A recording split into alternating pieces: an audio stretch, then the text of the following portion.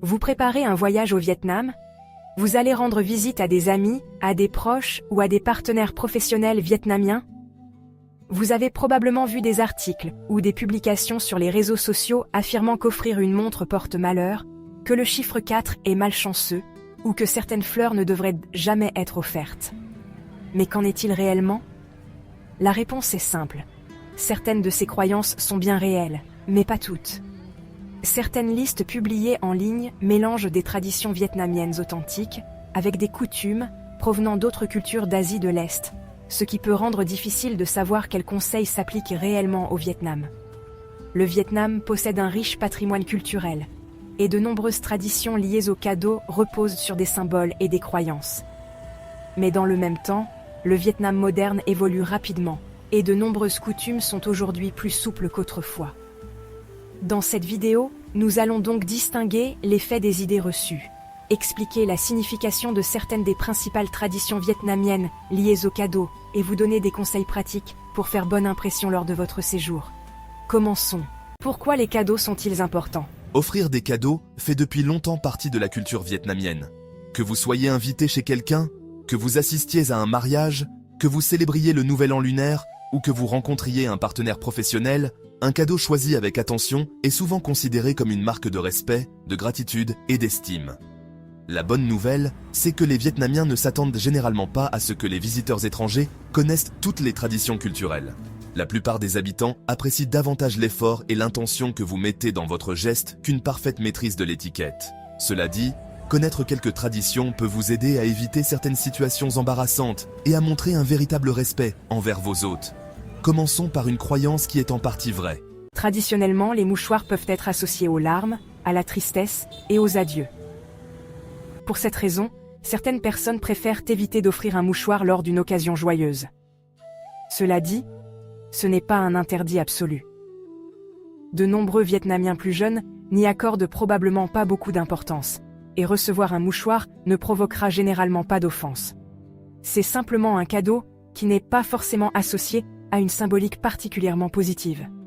Si vous avez un doute, choisir un autre cadeau reste généralement l'option la plus prudente. C'est probablement l'une des traditions les plus mal comprises. Certaines croyances vietnamiennes traditionnelles associent les horloges aux funérailles ou au passage du temps, et certaines familles peuvent également appliquer cette prudence aux montres. Cette croyance est en partie influencée par des traditions culturelles chinoises plus larges, dans lesquelles offrir une horloge est associé à la mort et aux funérailles. Mais ce n'est pas une règle universelle dans le Vietnam moderne.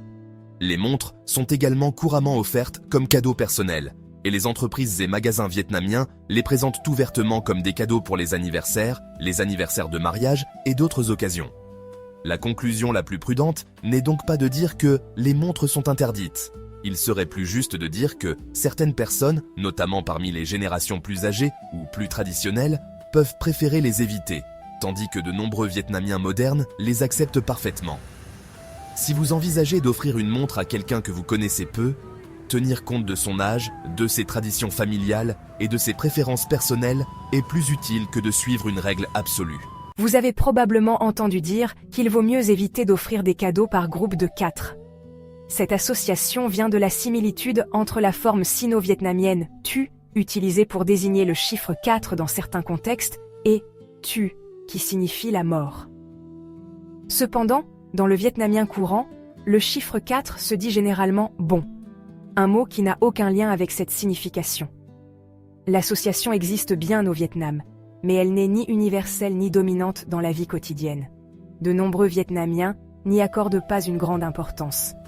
On trouve des 4e étages dans les immeubles, des adresses contenant le chiffre 4 et des produits vendus par groupe de 4.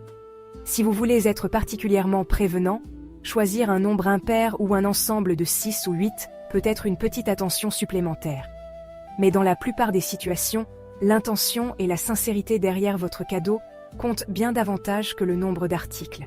La couleur de l'emballage peut également avoir une signification. Pour les célébrations, les couleurs vives, notamment le rouge, le jaune et l'or, sont généralement associées aux occasions festives et aux symboles de bonheur et de prospérité. Le blanc est depuis longtemps associé au deuil et aux traditions funéraires au Vietnam.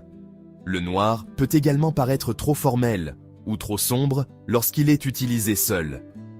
Cela ne signifie pas qu'un cadeau emballé dans du papier blanc provoquera automatiquement une offense.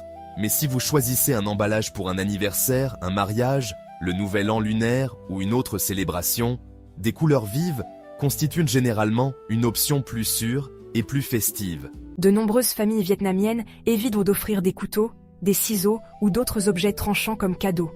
La raison est symbolique. Les objets tranchants peuvent être associés à l'idée de couper une amitié ou une relation.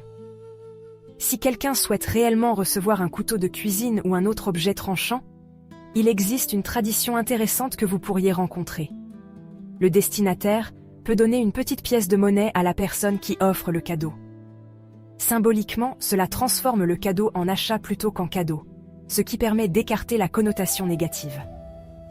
Tout le monde ne suit évidemment pas cette coutume aujourd'hui, mais elle reste connue dans certaines familles. Les fleurs peuvent être d'excellents cadeaux, mais choisir le bon type est important. Les chrysanthèmes blancs sont couramment associés aux funérailles, aux cérémonies commémoratives et au culte des ancêtres. Certaines compositions florales blanches peuvent avoir des associations similaires selon l'occasion. Cela ne signifie pas que les fleurs blanches sont toujours inappropriées.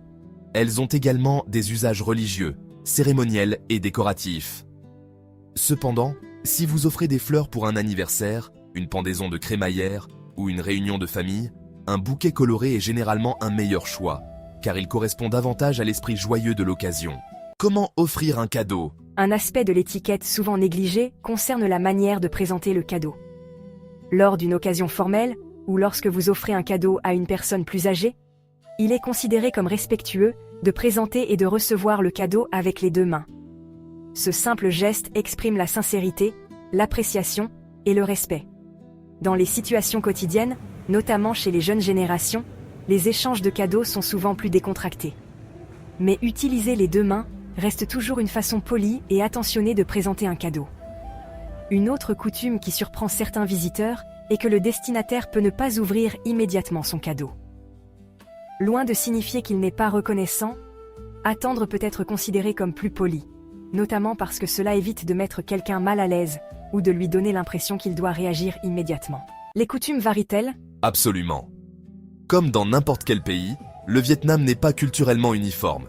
Les coutumes peuvent varier selon la région, la génération et chaque famille.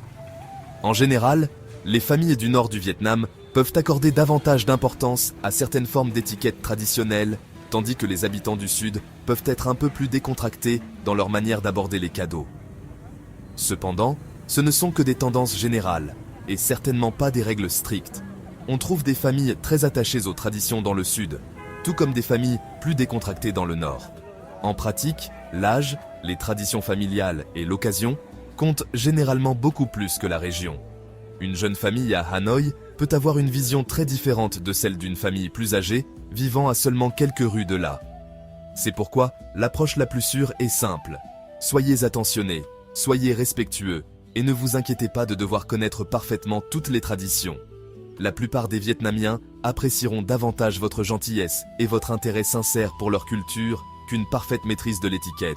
Quels cadeaux sont généralement appréciés ? Si vous êtes invité chez quelqu'un, vous n'avez pas besoin d'apporter un cadeau coûteux. Les cadeaux simples et choisis avec attention sont souvent les plus appréciés. Parmi les bonnes options, on peut citer les fruits frais, le thé ou le café de qualité, les chocolats ou les confiseries, les spécialités culinaires de votre pays, ou encore de petits souvenirs représentant votre culture. Pour une personne qui apprécie particulièrement un certain type de nourriture ou de boisson, choisir quelque chose qui correspond à ses goûts personnels peut également être une attention appréciée. L'essentiel est de connaître les préférences de la personne plutôt que de supposer qu'un cadeau particulier convient à tout le monde. Dans de nombreuses situations, l'intention compte beaucoup plus que le prix. Un cadeau excessivement coûteux peut parfois mettre le destinataire mal à l'aise ou lui donner l'impression qu'il doit offrir quelque chose d'une valeur équivalente en retour.